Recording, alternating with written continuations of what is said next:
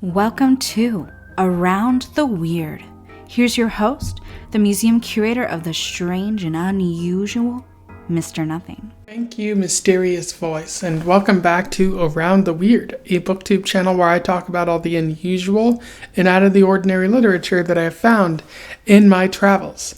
Today it is Poetry Thursday, so I wanted to talk about some cool and unusual poetry that has grabbed my interest as of late. And today's poem is about the Korean War. And a woman's experience thinking about it. I am referring to Homage to the DMZ by Jennifer Kwon Dobbs. For those who don't know, Jennifer Kwon Dobbs is a Korean-American writer who's been writing for the past 20 years, and her work has been mostly poetry in form, but I believe she's written prose and has engaged in a number of other kind of unusual projects, including a virtual reality poem, don't know exactly what that entails, that is named The Monkey House. You know, the short story that's written by Short Vonnegut, which is an unusual name that comes from a terrible short story, but I will not hold it against Jennifer Kwon Dobbs. She don't know too much else about her besides the fact that her poetry often focuses on Asian Americans, her Korean heritage, her own experience as a Korean American, and family as well, which you see a little bit of each of that in the poem that I'm going to talk about today. So without further ado, let's talk about Homage to the DMZ. I will read it, do a little bit of analysis, and we will move on from there. Homage to the DMZ. Guards, please keep your triggers locked. My camera, maps, and pick are left behind. No spy, I do not come to break the code, nor toward the warning walls. No uncle waits to reunite across electric wire, to touch my face and call it true to his one memory. The burning trees and mud-caked women running in the hazy night. No memories, but still my grief has skin, and hands to comb the Han with nets cast deep, and hands to comb the Han with nets cast wide, and lips to speak my peace. I can't recall the distant whistling growing louder when it flashed across the dark, careened, then boomed and echoed in the crash of pummeled walls, collapsing in the strobe-lit dark, while late alarms began to wail of fighter jets diving low in rows for gunner range. I wasn't with the people trapped inside, mistaken targets. Throngs of people fled, ignored the old ones stumbling, children, parts of bodies hurled with rubble, shrapnel-pierced debris and smoke. A sister stopped to check her brother slipping down her back and strapped to his. A kettle came untied and spilled. Its grain was lost to sludge, cold, and chance. The midnight raids on fallout shelters smashed by aircraft, tanks forever on the move to battlefronts while people streamed against advancing troops to safety. Where was that?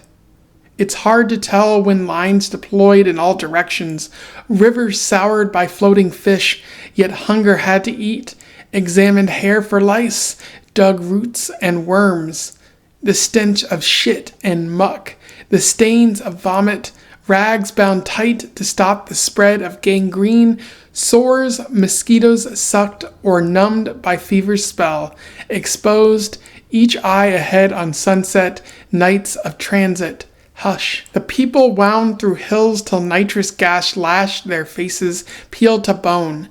They shone absurdly white in morning fields of charred anemone awaiting help. Return. Some sign. I'll find you, promised. No one could identify their paths by what remained. Missing children hid inside ravines or crept outside their hiding place to search the ruins.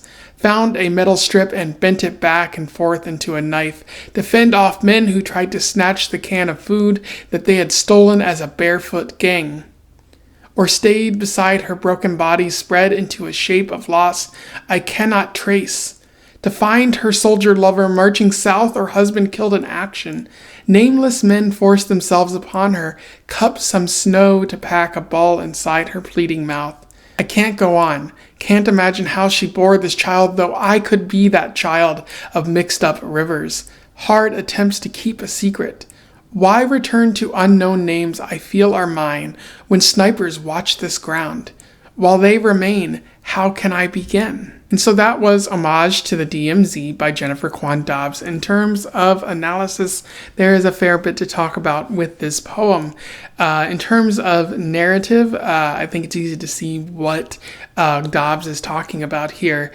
The narrator is a woman who has reached the DMZ to recall events that have long since passed.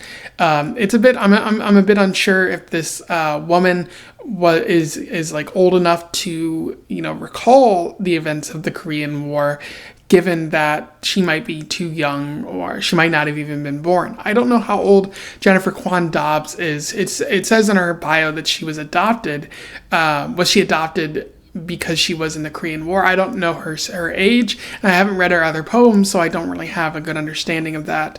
But this poem might just be a woman recollecting about stories that she's heard, and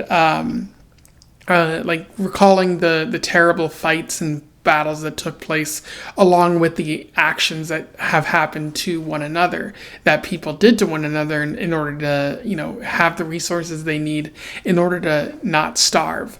And at the end of the poem, the narrator takes all this in and recalls, this war doesn't really seem to be over, because if you know your history, you know that there was no official end to the Korean War. It is still ongoing, although both sides have agreed to not attack one another for however long that peace remains.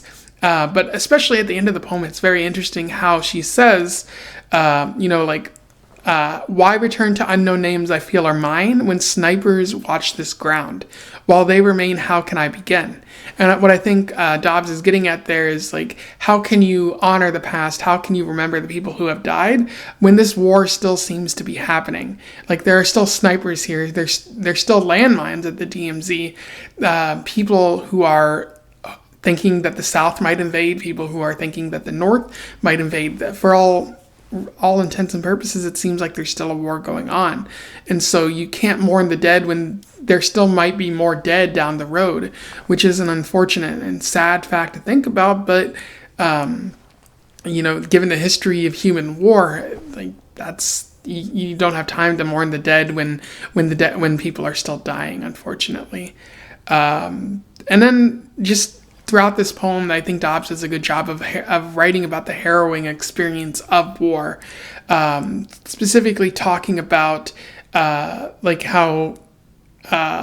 everything seems to be nasty and people are starving and hungry. And she specifically says, it's hard to tell when lines deployed in all directions, rivers soured by fish, yet hunger had to eat. Examined hair for lice, dug roots and worms, the stench of shit and muck, the stains of vomit, rags bound tight to stop the spread of gangrene, among many other things. And so there you see, people are hungry.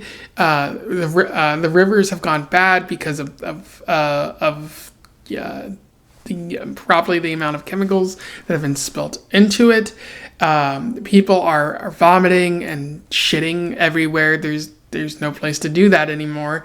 And people are heavily wounded. There's gangrene, there's blood. It's a very messy place to be. And even outside where the war isn't happening, people are fighting to survive, going into rolling gangs. And it does not sound like a place that you want to be. So I think Dobbs does a good job of capturing that experience that might have been relayed to her, or something that she might have witnessed at such a young age, which is another thing that is sad about this poem. but worth talking about, because war is always worth addressing and saying how it's costly and helps nobody but the uber wealthy. Anyway, those are my thoughts on Homage to the DMZ by Jennifer Kwon Dobbs, a pretty solid poem that I am going to recommend that you go and check out.